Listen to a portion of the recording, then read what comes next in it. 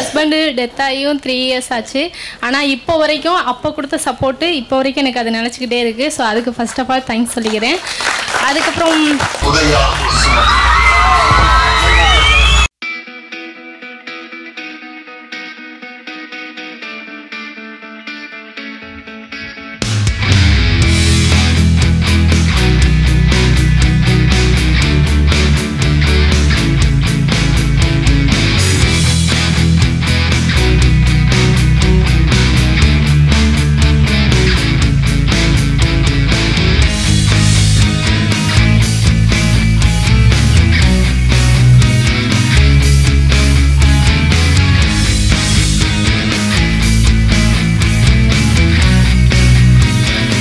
சரி, எப்படி இருக்கீங்கம்மா?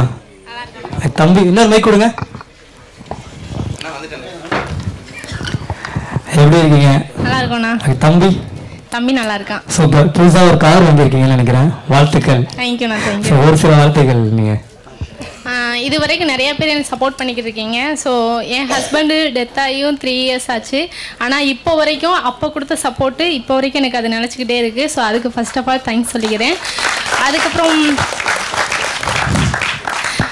நிறையா பேசணும்னு நினச்சேன்.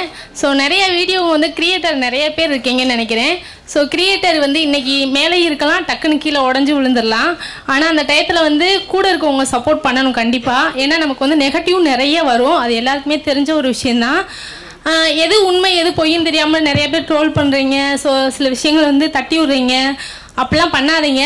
இப்போ வந்து நம்ம சோசியல் மீடியாவில் இருக்கிறதுனால நமக்கு வந்து தெரியும் இது எடிட்டிங்கு, இது வந்து நார்மலாக அவங்க வந்து பேட் கமெண்ட் வராது நேச்சுரல்னு சொல்லிட்டு. ஆனால் நிறைய பேருக்கு வந்து தெரியாதவங்க சொல்லிட்டாங்கன்னா தெரியாது. ஆனால் கிரியேட்டர் தான் நிறையா வேலை பார்க்குறாங்க.